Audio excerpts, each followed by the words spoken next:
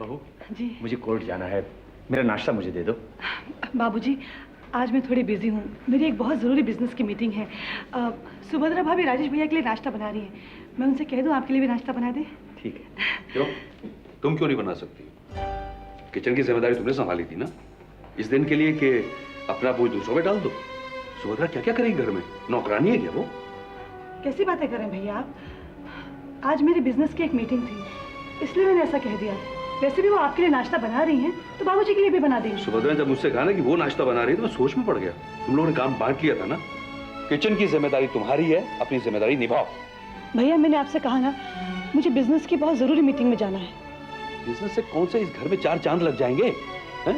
या एक घर महल बन जाएगा? तुम्हें क्या लगता है तुम्हारे बिजनेस से ही घर चलेगा? वरना हम भूखे मर जाएंगे, फुटपाथ पे आ जाएंगे।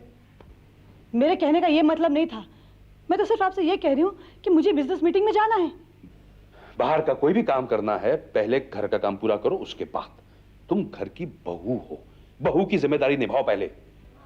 क्या बहू का काम 4 दीवारी में बैठना होता है? घर का खाना बनाना होता है? भैया जो भी काम मैं कर रही हूँ आप लोगों की रजामंदी से कर रही हूँ। और वैसे भी सुमित ने मेरे साथ हरकत की है, जो मुझे धोखा दिया है, उसके बाद मेरा बिल्कुल दिल नहीं करता इस घर में बैठने के लिए।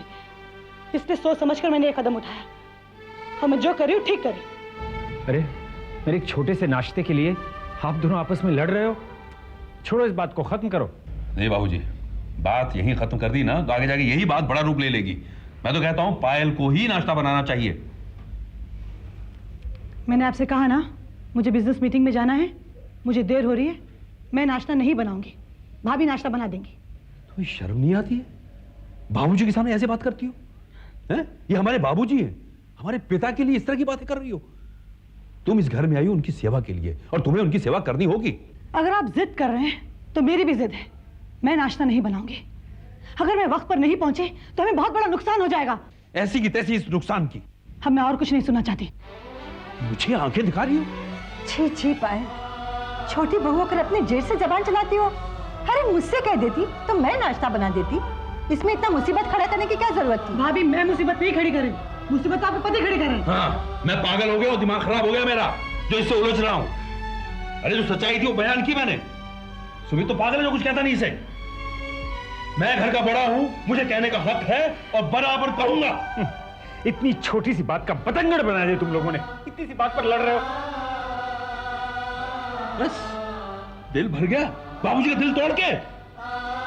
उनके सामने डायरेक्ट इनकार कर दिया इसने। कितनी तकलीफ पहुंच रही होगी उनको। तुम जो कुछ कर रही हो ना बहुत ही गलत बात कर रही हो। जिस दिन से मैंने बिजनेस संभालना शुरू किया है उस दिन से सबको तकलीफ हो गई है घर में। क्या मतलब है तुम्हारा? तुम्हारे बिजनेस से मेरे पति जलते हैं, इन्हें क्या लेना देना? अरे इनके कहने का मतलब यह है कि तुम घर की जिम्मेदारी संभालो। मुझे क्या करना है क्या नहीं करना है ये अच्छी तरह जानती हूँ मैं। ताज्जुब की बात है, इतने से नाश्ते को लेकर इतनी बड़ी बड़ी बातें सुना दी पायल ने राजेश को। हाँ, गलती मेरी है, मैंने उसे नाश्ते के लिए कहा ही क्यों? पागल हो गया है क्या? नाश्ता बहू नहीं देगी तो और कौन देगा? तेरी बीवी होती तो अलग बात थी। सारी गलती पायल की है। मैं देख रही हूँ जब से वो बिजनेस में इन्वॉल्व होती जा रही है, घर की जिम्मेदारियों से दूर होती जा रही है। मैं पायल से बात करूंगी। नहीं माँ, तुम उससे बात मत करना, बड़ी मुश्किल से मामला खत्म हुआ। अगर तुम बात करोगी तो बात का बतंगड़ बन जाएगा और मैं नहीं चाहता कि इस घर की शांति खत्म हो जाए। इस घर में एक प्यार और दूसरी शांति ही तो है। अगर वो भी खत्म हो गई तो मैं जी नहीं पाऊंगा माँ। पर उन्हें भी तो शांति और एकता के बारे में सोचना चाहिए ना। सब अपने अपने चक्कर में पड़े हैं। मुझे पायल से बात करनी होगी, इस किस्से को यही खत्म करना होगा। पायल को उसकी गलती का एहसास दिलाना होगा।